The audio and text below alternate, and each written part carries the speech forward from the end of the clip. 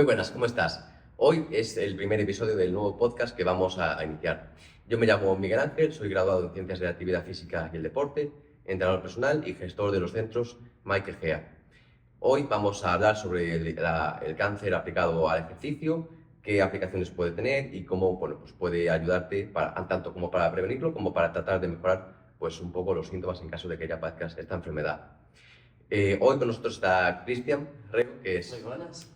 ¿Cómo estás? Que es entrenador de centro Menquejea también, primer entrenador, también amigo, graduado en Ciencias de la Actividad Física y el Deporte.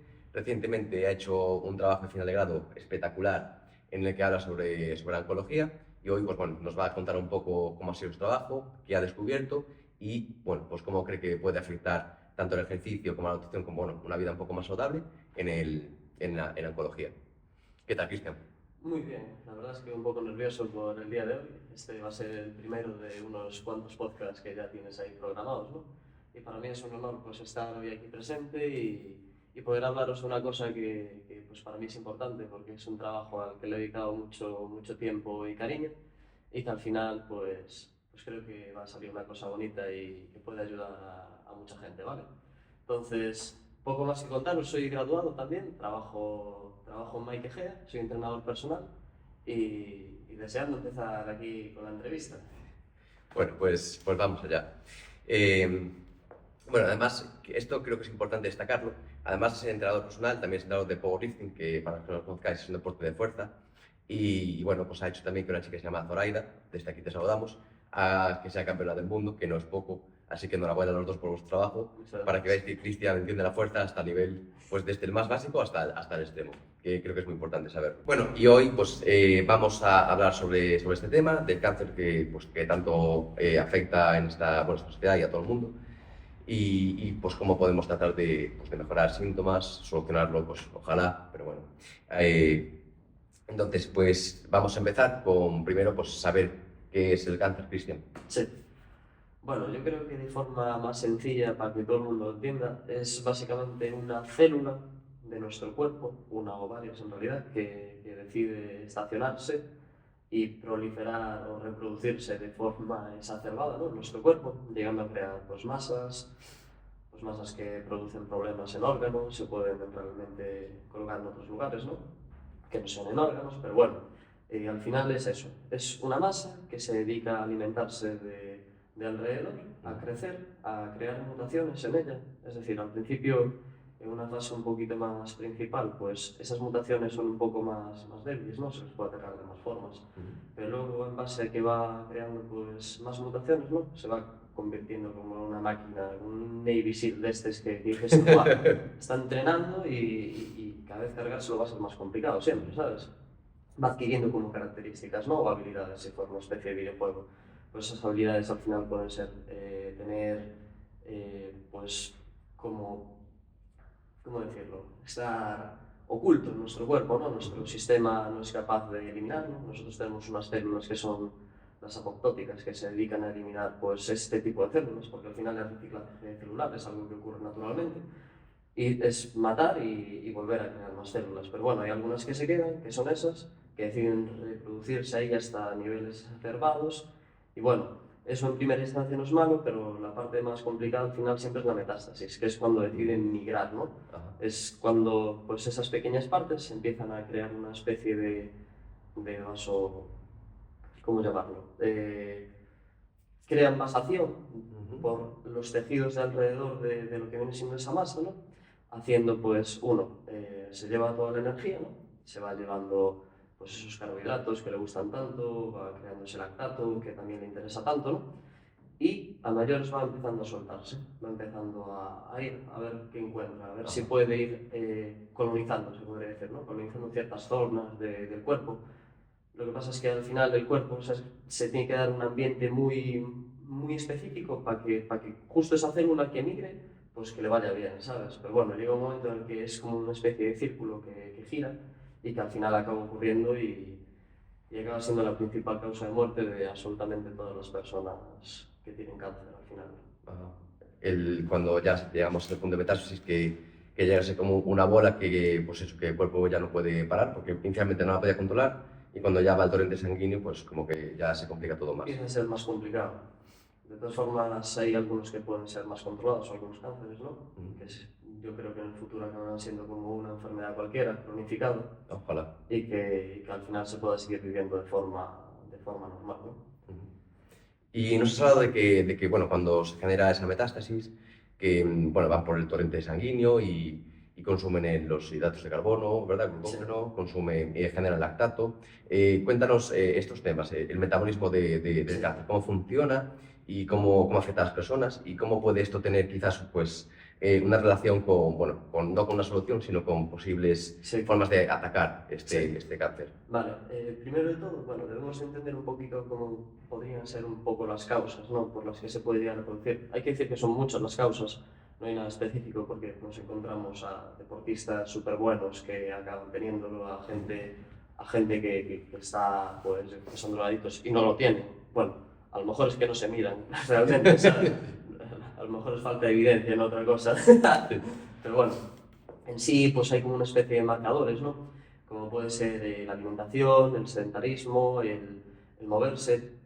En primeras instancias, dentro del trabajo, pues hablo de un trabajo muy bueno de Íñigo San Millán, en el que podéis buscarlo desde hace poquito, desde septiembre más o menos, que coge a personas que son normopeso, es decir, que tienen un peso normal, pero que no se mueven, y personas que pues tienen ya un poquito de sobrepeso, y los valores en los dos son normales, es decir, no tienen absolutamente ningún tipo de, yo qué sé, por ejemplo, insulina alta, glucemias altas por la mañana, no tienen pues altos triglicéridos o cosas de esas, ¿no?, que se asocian un poquito más con ese síndrome metabólico, ¿no? Ya cuando se empiezan a ver un poquito eso. Entonces él analizó esos dos tipos, los que eran sedentarios pero que tenían un peso normal, y los otros que eran un poquito más activos pero tenían un peso un poquito más grande. Pues les hizo un análisis para ver la biogénesis mitocondrial de esos dos, y las personas que estaban en normopeso y no se movían ya presentaban un 40% más o menos de esa disfunción mitocondrial, sin llegar a tener ningún tipo de marcador alterado, es decir, simplemente no te mueves, tienes un peso normal, pues haces una vida normal, no tienes por qué llegar a estar, pues no sé, no tienes por qué llegar a fatigarte para subir unas escaleras, ni siquiera, pero simplemente lo presentas, ¿sabes? Podríamos hablar de una persona normal, pues que en su día a día pues, va a su trabajo, hace vida totalmente normal, se encuentra perfectamente, tiene todas las analíticas bien, pero aparentemente está todo bien, pero ahí ya dices que sí que ya se empieza a encontrar cierta disfunción. Ya se presenta la disfunción. En un 30-40% de las personas ya se presenta, en el caso de que sea una persona completamente sedentaria. En cambio la otra persona no, ¿sabes? Aunque se le trate pues, de forma un poco más entre comillas, fuera del canon de sociedad, ¿sabes? Sí. Esa persona que se mueve está muchísimo mejor que la persona que no.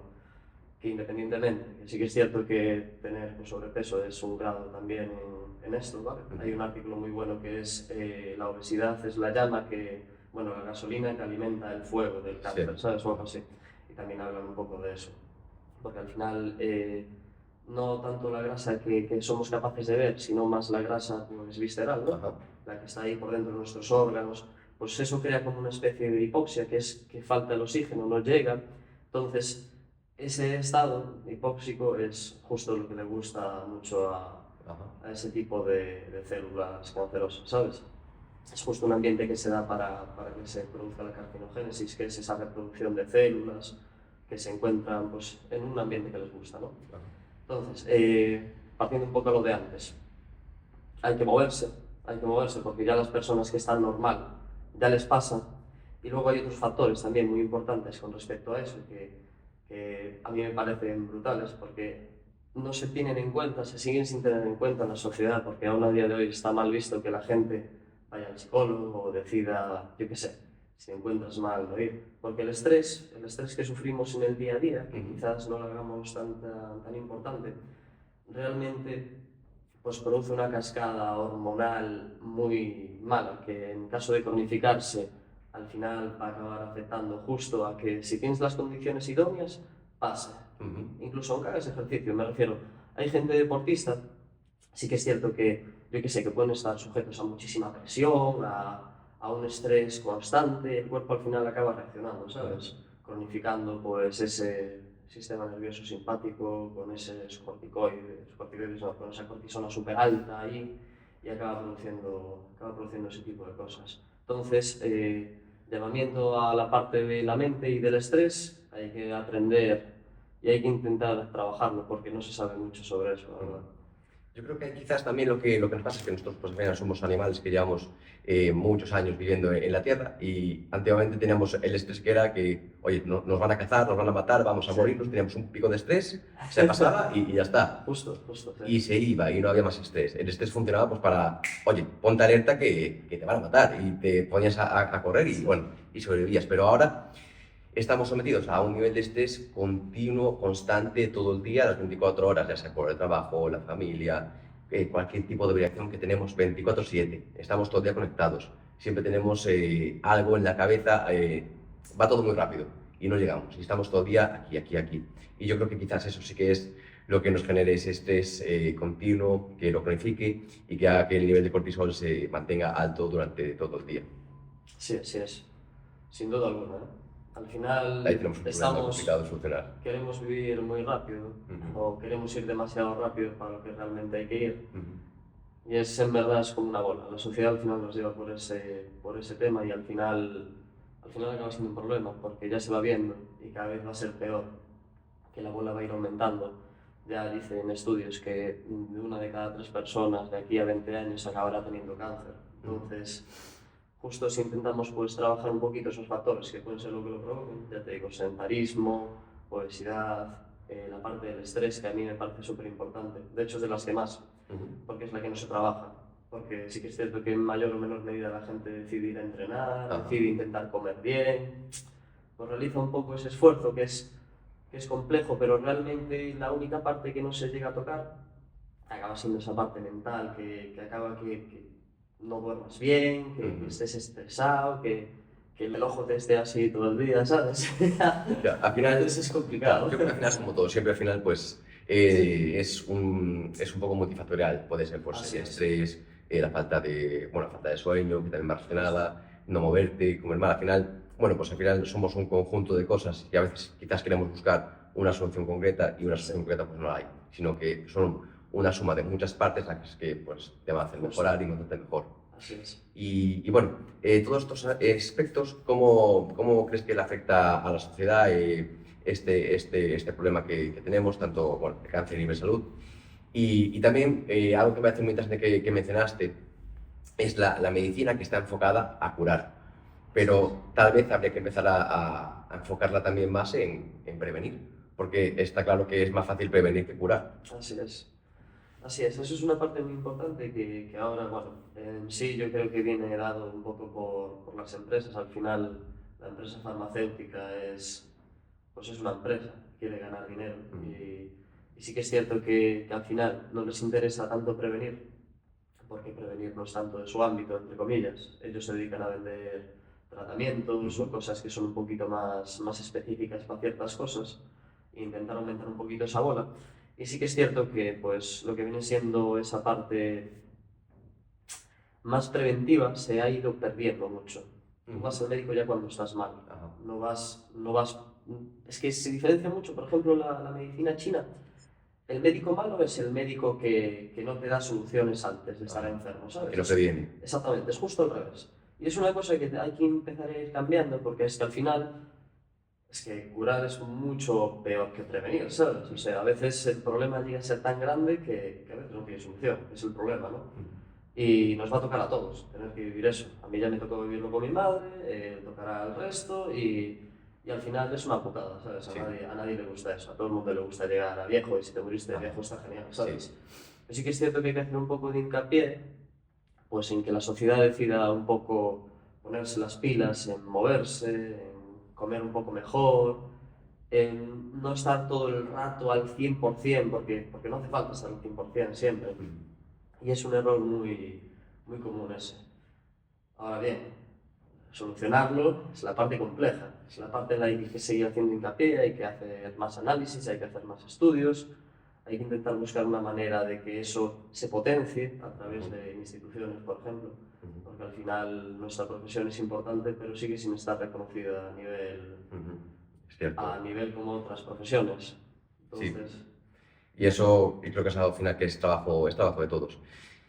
Al final, hasta que no nos cambie la mentalidad y entendamos que nos tenemos que mover, nos guste o no, tenemos que comer bien, nos guste o no, porque es la única forma de encontrarte bien, tanto física como mentalmente, y vivir muchos años, pero no vivir simplemente por eso estar, sino vivir bien, vivir sin dolor y encontrarte bien y libre de enfermedad, porque al final todos queremos estar bien, pero no todos hacemos el esfuerzo para estar bien.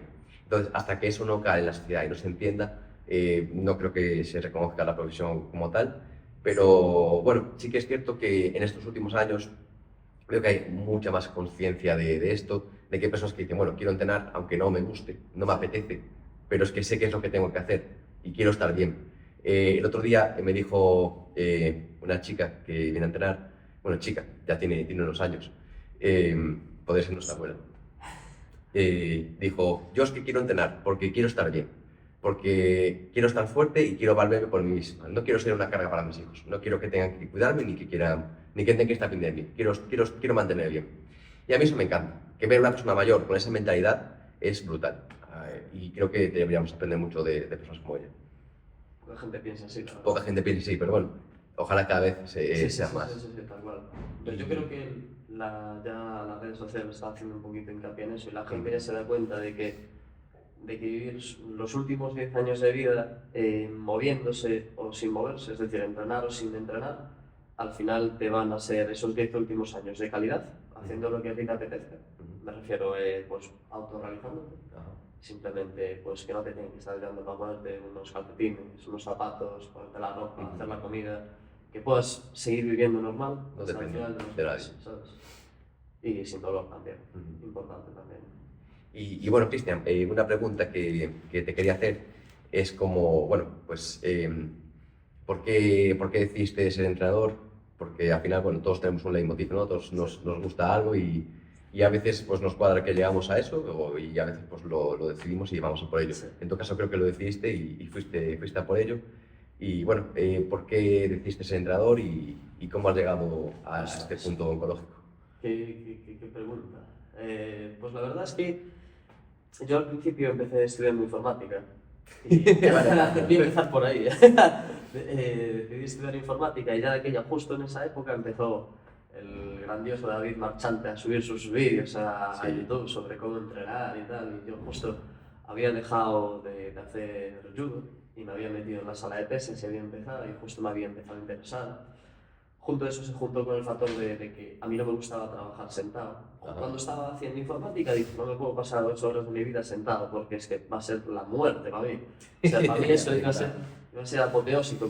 Aparte me picaban las piernas, estaba en la silla y me picaba. O sea, era como que tenía que hacer algo, ¿sabes? Y joder, justo con eso pues no pude entrar en el ciclo superior porque no me daba la media y decidí meterme en TAPAZ. Decidí meterme en TAPAZ, que al final fue lo que mejor que puedo hacer. Luego hice formaciones privadas cuando estaba haciendo TAPAZ y ya me empezó a gustar mucho. Empecé a hacer powerlifting, empecé a entrenar por la fuerza, por y para la fuerza, que aparte es la mejor época, que es cuando estás estudiando es la mejor época para el powerlifting. Esto nos lo van a decir, pero hago un chalamiento, ¿vale? Hay que tener mucho tiempo libre. Exactamente. Muchas horas. Tiempo y fuerza y energía. Y al final, si la cómo consumes descansar. en otra cosa, es que ya estás fuera. fundidísimo con eso. Y justo con eso, pues empecé ahí a informarme sobre lesiones, me empezó a gustar mucho el ámbito lesional, sobre cómo curarlas, porque claro, yo entrenaba y hacía loco y me hacía daño, ¿vale? Entonces buscaba las formas pues, de hacer que mejorara, de empezar a tirar más kilos, qué es lo que me falla, qué puedo hacer para ir poquito a poco, ¿no? Y justo después de eso, me metí en la carrera, un añito o dos después más o menos, que fue cuando decidí que quería hacerla, que fue justo después del COVID, pues me metí y la analicé. Y al final no me arrepiento de nada porque al final ha sido una carrera bonita, aprendes mucho si la aprovechas para ti, ¿sabes? Te dan muchísimas herramientas y al final es una forma pues de seguir aprendiendo luego para ti mismo, ¿sabes? De cara fuera de todo lo que viene siendo eso. Y tener mucho criterio propio, que es muy importante en la profesión. Sin duda. No, hay algo que que yo discuto con algunos amigos míos y es, oye, ¿por qué si yo te pregunto algo sobre entrenamiento, Respondes depende. respondes depende y le puedes preguntar a tres entrenadores y los tres Te dicen otra posiblemente cosa. te contesten cosas parecidas pero puede que distintas. Y es que al final es muy difícil porque todas las personas somos distintas, no todos responden igual. Sí que es verdad que hay ciertos principios básicos que todos funcionamos igual o prácticamente igual, Sí. pero hay muchas otras cosas que no. Y es muy difícil contestarlo porque lo que te funciona a ti puede que no me funcione a mí y viceversa. Creo que es algo que es difícil, pero que es también a la par lo que lo hace muy bonito. Exactamente. Bueno, Cristian, nos has contado bueno, tus inicios de entrenamiento, nos has contado sobre el cáncer, cómo funciona, qué lo produce. ¿Qué consejos le podrías dar a una persona que quiera prevenir o que quiera estar bien con un consejo práctico, algo que sea claro y directo? Oye, pues si eres una persona que no entrena y que hace vida normal, ¿vale? ¿Qué es lo que tengo que hacer? ¿Por dónde tengo que empezar? Para empezar a mejorar desde hoy, para intentar reducir ese riesgo desde ya. Sí. Bueno, yo lo primero que le diría, sí que es cierto que la mayoría de las veces pues pensamos que con entrenar vale, ¿no? Simplemente, ¿no? Pero es que hay cosas muy específicas que al final es el rendimiento, ¿no? Al final, cuanto más fuerte te vuelves, cuanto más resistente te vuelves, mejor respondes a todo, ¿no? Es decir, es como que vas aumentando tu nivel de fuerza o de stats, como si fuera una especie de videojuego, ¿sabes? Y pues tienes esas mejoras para ti, ¿sabes? Que no son mejoras es decir, tú puedes mejorar tu fuerza y tu resistencia y puedes acabar teniéndolo igual, ¿vale? Sí, o sea, claro. no tiene nada que ver. Pero sí que es cierto que lo que se tiene que centrar la gente, que aún cuesta el entrenamiento de fuerza, aún cuesta mentalizarse, porque aún escucho a gente decir que eso no lo puede hacer todo el mundo, ¿sabes? Sí. Porque la gente no comprende que el entrenamiento de fuerza no es levantar 300 kilos. Ojalá todo el mundo pudiera levantar 300 kilos. Hacer entrenamiento de fuerza puede ser simplemente una plancha, puede ser hacer un remo con una goma que no te cueste mucho, eso ya es... Todo lo que sea moverse es entrenamiento de fuerza, hasta correr es entrenamiento de fuerza.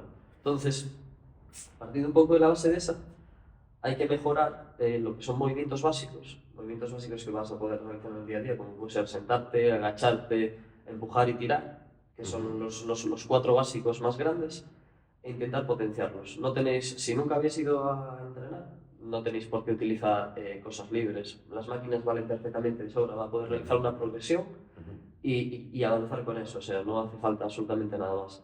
Y luego una parte que es muy importante, que es la de la bioenergética, que es la que se intenta mucho, es la que intentó reproducirse pues, en fármacos, ¿sabes? Muchos de los estudios que hacen es queremos intentar conseguir el mismo efecto que produce el ejercicio pues con una pastilla tal.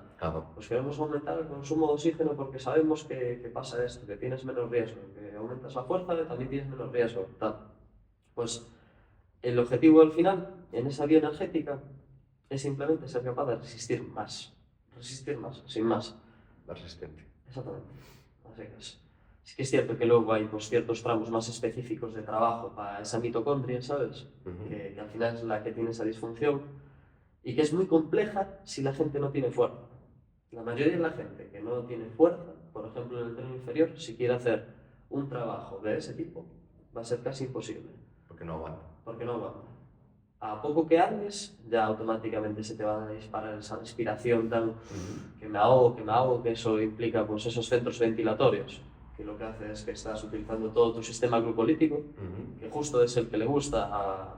Bueno, que también hace mejorar la fuerza, ¿sabes? Me refiero, no tiene que ver, pero para ser más específico, básicamente hace falta ser fuerte para poder hacer el trabajo del otro, ¿sabes? Si no, al final será como dar escopetazos a una mosca, pero...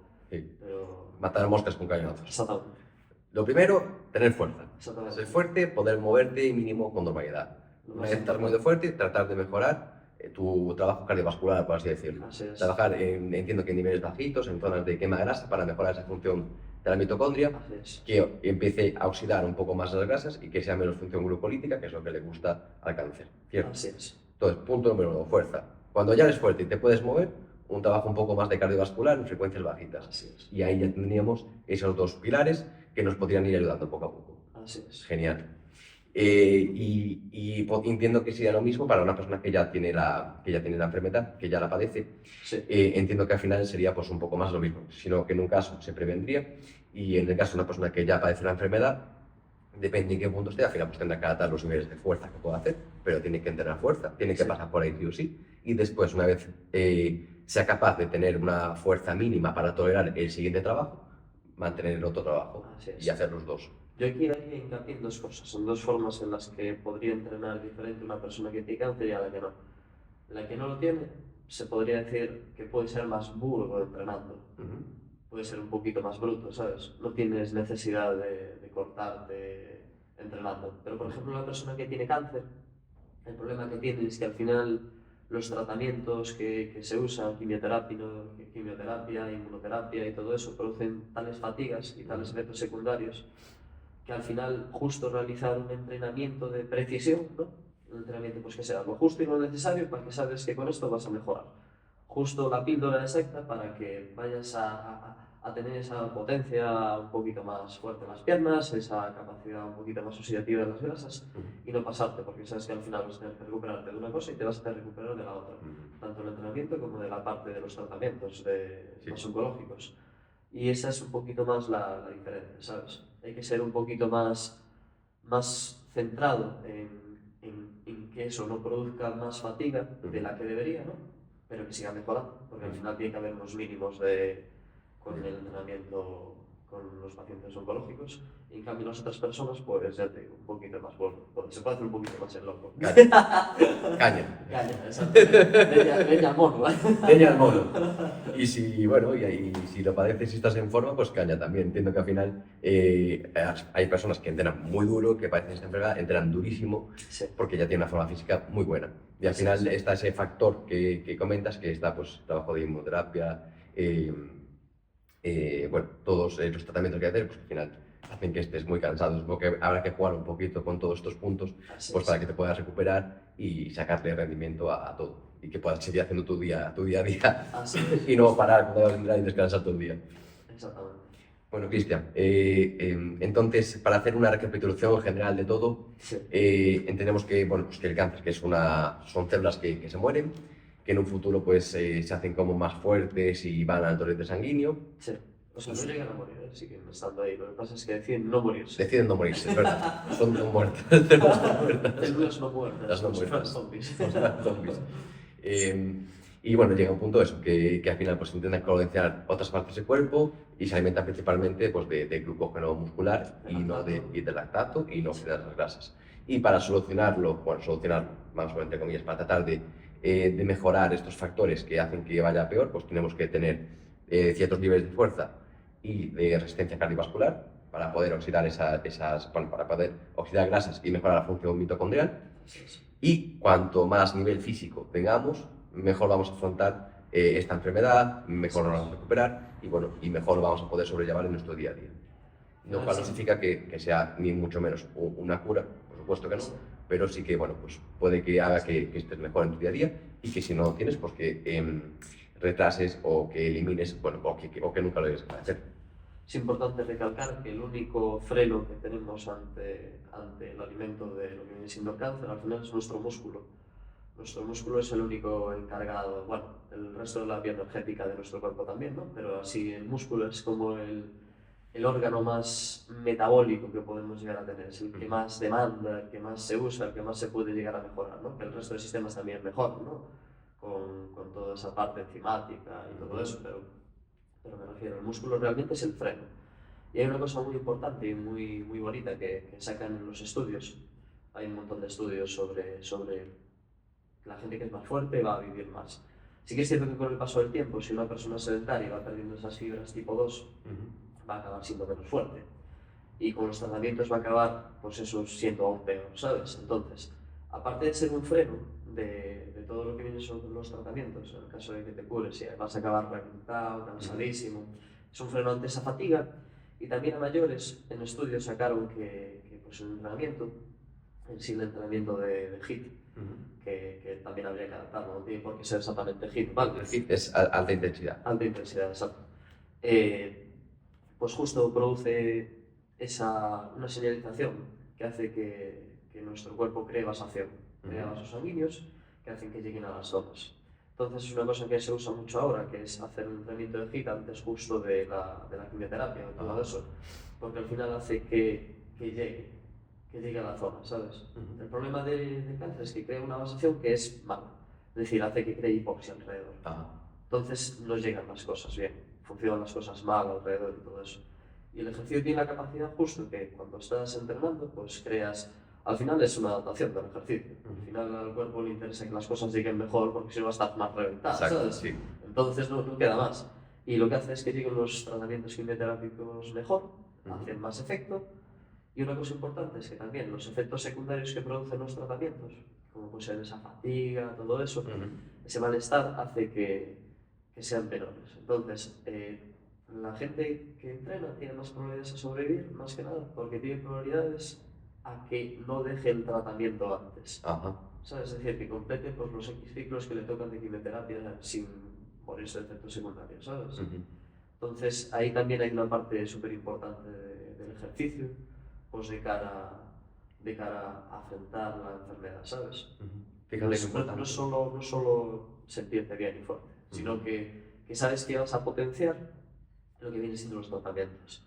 Entonces es súper importante que si estáis pasando por un proceso oncológico, pues desde cero, o sea, no hace falta esperar a las pruebas ni nada, pues que os pongáis a entrenar, porque al final vais a tener más ventajas. También hay ventajas en caso quirúrgico, porque muchas veces se quitan los ganglios y todo eso, pues la gente que entrena y tiene más fuerza y se mueve mejor, se recupera muchísimo antes que la gente que no hace nada. Se pasa más tiempo en cama. Según los estudios, pues unos se quedan 2 días y el resto se quedan una semana, ¿sabes? Fíjate la diferencia. Y una semana en cama es una liada. Sí, y al final todo lo que es un ciclo. todo lo que se conlleva, no solo para ti, sino para tu entorno familiar, no es que estés 1 o 2 días, que estés una semana. Exactamente. Al final, fíjate lo importante que es entrenar, moverte, ganar fuerza, porque al final vas a estar mejor y además encima los tratamientos te van, vas a poder completarlos y de que puedan, por supuesto, si los completas, pues tendrás más probabilidades de que te hagas esto y pues tal vez curarte. Así es. Pues Cristian, muchas gracias por tu tiempo, muchas gracias por contarnos tu trabajo, compartir tu pasión, que se ve que es lo que te encanta. Y bueno, ¿dónde te pueden encontrar? ¿Cómo pueden contactar contigo? Si queréis podéis contactarme en Cristian Rego Entrenamiento, que es la cuenta secundaria. La otra es la más principal, en Instagram, que no lo estoy usando mucho ahora, la verdad, pero bueno, de aquí a un poquito empezaré a publicar cosas. Ya las estoy preparando y ya, si queréis, o si tenéis algún tipo de duda, me podéis preguntar en la cuenta principal o me podéis preguntar en la cuenta secundaria, ¿vale? Respondo a las dos por igual, así que bueno, si tenéis alguna duda, ahí estoy para responderos. Pues ahí tenéis a Cristian, que es un auténtico crack, como veis, os va a poder ayudar sin duda. Y bueno, nada más. Daros las gracias por haber llegado hasta aquí y nada, y nos vemos en el siguiente episodio. Un saludo. Un saludillo, nos vemos.